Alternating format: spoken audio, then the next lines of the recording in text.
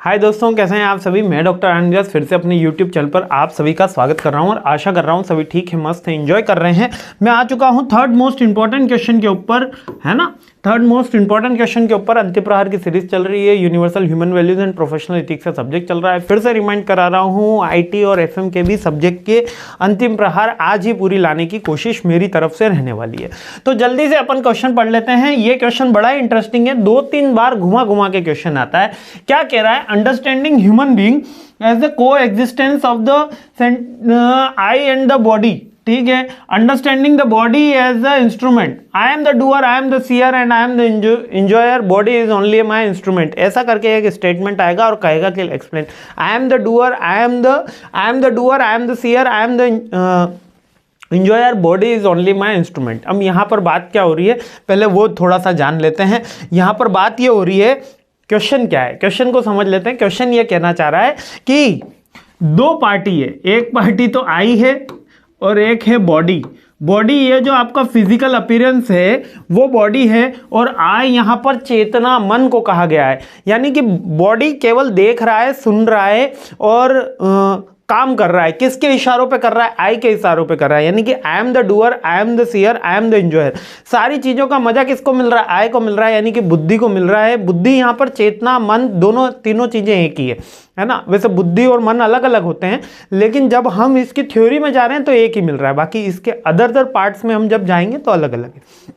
अभी नटशेल में इस क्वेश्चन का मतलब ये है, क्वेश्चन ये बोल रहा है कि को एग्जिस्टेंट, यानी कि इस फिजिकल बॉडी के अंदर जो आपको मैं दिख रहा हूँ, इस फिजिकल बॉडी में दो आइडेंटिटी है। पहला तो आई है।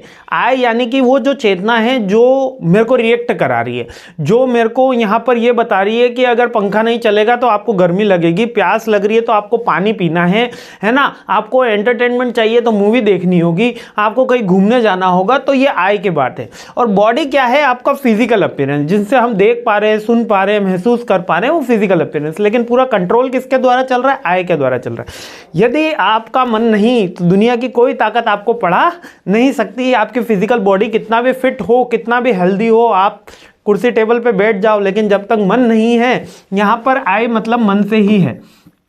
तो क्वेश्चन ये पूछ रहा है, क्वेश्चन क्या पूछ रहा है? क्वेश्चन ये बोल रहा है भाई साहब कि जो को एग्जिस्टेंस है हमारी इस फिजिकल बॉडी में, दो चीजों का को एग्जिस्टेंस, एक तो फिजिकल अपीयरेंस हमारी बॉडी और दूसरा आई, ये दोनों साथ में चलते हैं, इसलिए इसको कहा गया है को existence with the I and the self.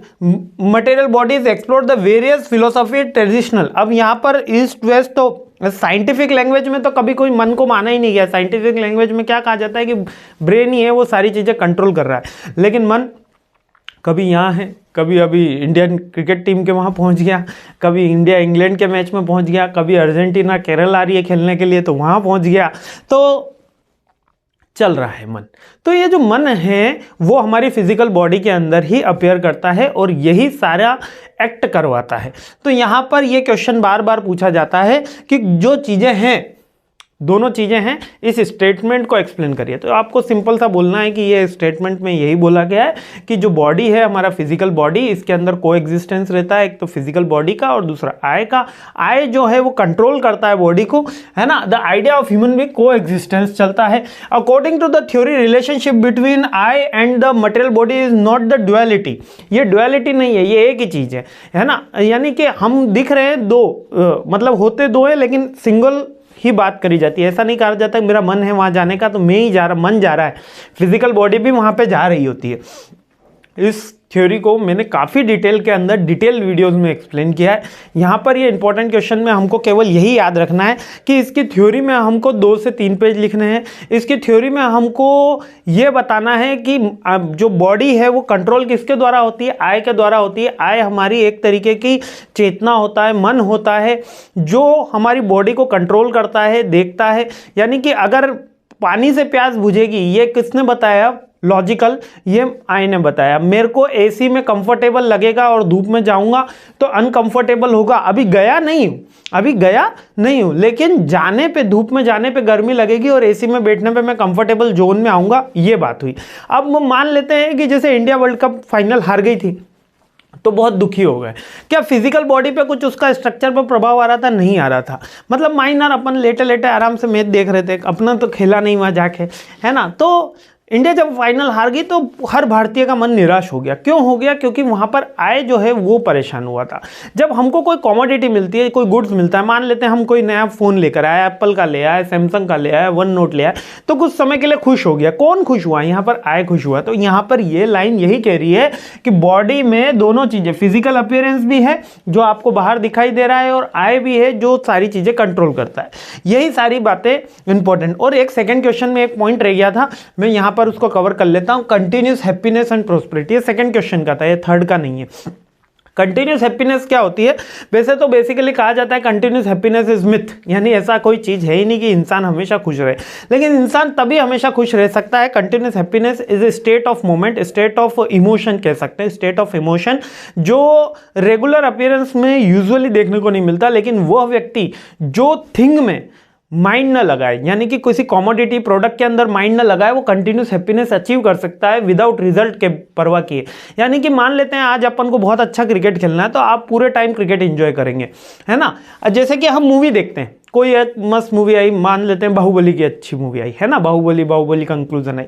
अब हम जब 3 घंटे मूवी देख रहे होते हैं तो हम उसके एंड रिजल्ट के ऊपर फोकस नहीं कर रहे होते हैं, हम मूवी को एंजॉय कर रहे होते हैं। तो वो जो 2 आवर्स 2.5 आवर्स हैं वो कंटिन्यूस हैप्पीनेस के रहते हैं। तो जब भी हम एंड रिजल्ट पे फोकस नहीं करते, जैसे कि आप एग्जाम दे रहे होते हैं, है ना, तब जब आप एंड रिजल्ट पे फोकस नहीं करोगे, केवल बेटर से बेटर कोशिश करने पे रहोगे, तो आप कंटिन्यूस हैप्पीनेस अचीव करोगे। जब आप कॉमोडिटी के अंदर मन नहीं लगाओगे, ठीक है एक मोबाइल आएगा खुश हो जाएगा, बड़ा मोबाइल किसी पड़ोसी के पास आ गया तो फिर से दुखी हो जाओगे। तो जब तक कंटिन्यूस हैप्पीनेस तभी अचीव करी जा सकती है जब कॉमोडिटी या थिंग के अंदर मन न हो। हमेशा इसके अलग, यानी कि जो प्राप्त है वही पर्याप्त है, जो प्राप्त है वही पर्याप्त है, उस विचारधारा पे जो चलता है वो कंटिन्यूस हैप्पीनेस अचीव कर सकता है। इट इज वेरी टफ, है ना। और नेक्स्ट होता है प्रॉस्पेरिटी। प्रॉस्पेरिटी का मतलब ये 1-2 नंबर में पूछा गया क्वेश्चन है बार बार। Prosperity having more than necessary, simple सा स्टेटमेंट है, हैविंग मोर देन नेसेसरी। जब मेरे पास पर्याप्त से ज्यादा प्राप्त होता है, पर्याप्त से ज्यादा प्राप्त होता है, तो वो प्रॉस्पेरिटी होती है। लाइक कि मेरे को यहां से कॉलेज जाने के लिए एक कार की आवश्यकता है, ठीक है, चलो एक बाइक की आवश्यकता है, तो मैं 2 बाइक रख लेते हैं। अगर मेरे घर पे 2 बाइक है तो मैं बाइक के वे में प्रॉस्परस हूं। अगर मेरे को रहने के लिए एक घर चाहिए और मेरे पास 2 घर हैं, तो मैं घर के वे में प्रॉस्परस हूं। प्रॉस्परस का मतलब है समृद्ध, है ना, तो मैं समृद्ध हूं। तो प्रॉस्परस का मतलब क्या है? जब नेसेसिटी से ज्यादा हमारे पास कोई भी चीज होती है तो प्रॉस्परस हो जाती है। और कंटिन्यूस हैप्पीनेस क्या है? स्टेट ऑफ इमोशन है जिसके अंदर हम क्या चलते हैं, हार्मोनी चलती है, जिसमें बॉडी आय दोनों एक साथ वर्क कर रहे होते हैं। अब ये कब हो रहा होता है? जब हम पिक्चर देख रहे होते हैं, जब हम हमारा फेवरेट वर्क कर रहे होते हैं। जब भी हम हमारा फेवरेट वर्क नहीं कर रहे, या हम कुछ ऐसी एक्टिविटी कर रहे हैं जिसको बॉडी को पसंद है लेकिन आय को पसंद नहीं, और आय को पसंद है या बॉडी को पसंद नहीं है ना। जैसे कि मान लेते हैं कि कोई अल्कोहलिक है, तो अल्कोहलिक में मन को बड़ा खुश है कि हाँ भाई शराब चलते रहने चाहिए, जाम रुकने नहीं चाहिए, लेकिन बॉडी जो है वो मैक्सिमम कैपेसिटी तक आ गई है, अब वो उसको एब्जॉर्व नहीं कर रही। तो जैसे ही वो उसको एब्जॉर्व नहीं करेगी, आदमी क्या करेगा? वॉमिट करना शुरू कर देगा, उसका हेडेक हो जाएगा, ये उसके नॉर्मल सिम्टम्स दिखने लग जाएगी। तो वो वहाँ पर जो उसकी हैप्पीनेस है वो कंटिन्यूस हैप्पीनेस नहीं रह पाती। Getting my point. जब भी दोनों चीज़ें एक साथ वर्क करेंगी, लाइक कि जब आप मूवी देखने गए हो, कोई फेवरेट स्पोर्ट्स खेल रहे हो, है ना, फेवरेट कहीं पर टाइम स्पेंड कर रहे हो, तो वहां पर आपका फ्रैक्शन ऑफ सेकंड में माइंड चला जाएगा। आप 3 घंटे की मूवी एक सिटिंग के अंदर देख लेते हो, लंच में छोड़ता है वो, है ना, कि 10 मिनट और 10 मिनट बाद वापस आ जाता है, 8-10 मिनट का इंटरवल होता है, फिर वो वापस आ जाते हैं, वापस मूवी देखने लग जाते हैं। लेकिन 3 घंटे आपको कहीं पे बैठने का बोल दो तो क्या होगा? और समय नहीं निकल रहा सर, 3-4 घंटे समय नहीं निकल रहा। क्यों? क्योंकि वहाँ पर कंटिन्यूस हैप्पीनेस नहीं है। वहाँ पर बॉडी और आय दोनों अलग अलग वर्क कर रहे हैं। जब दोनों एक साथ वर्क करते हैं, आप देखिएगा जब भी आप अपना कोई फेवरेट वर्क कर रहे होते हैं, जैसे कि किसी को, बहुत से बच्चों को गार्डनिंग का शौक होता है, बहुत से बच्चों को जैसे फूड बनाने का शौक होता है, तो उनके लिए बॉडी और आय बिल्कुल एक साथ वर्क करते हैं, तो उनको 1.5 घंटा 2 घंटा कहाँ निकल जाता है पता नहीं चलता। तो और प्रॉस्पेरिटी आपको समझ में आ गया, हैविंग मोर देन नेसेसरी। इसी के साथ ये सवाल भी समाप्त हो गया। 2 क्वेश्चन यहाँ पर मैंने छोटे से निपटाए। एक तो I am the doer, I am the seer, I am the enjoyer, body is my instrument. ये कौन कह रहा है? ये आई कह रहा है। किसके लिए कह रहा है? फिजिकल बॉडी के लिए कह रहा है। दोनों को एग्जिस्ट करते हैं ह्यूमन बॉडी के अंदर। कौन? फिजिकल अपीयरेंस और आई, ठीक है। इस स्टेटमेंट को बताना है। और ये कंटिन्यूस हैप्पीनेस वाला सेकंड का था, इसलिए अपन ने यहाँ पे कवर अप कर लिया। अब नेक्स्ट क्वेश्चन में मिलते हैं और जल्दी से सीरीज कंप्लीट करते हैं। जय हिंद।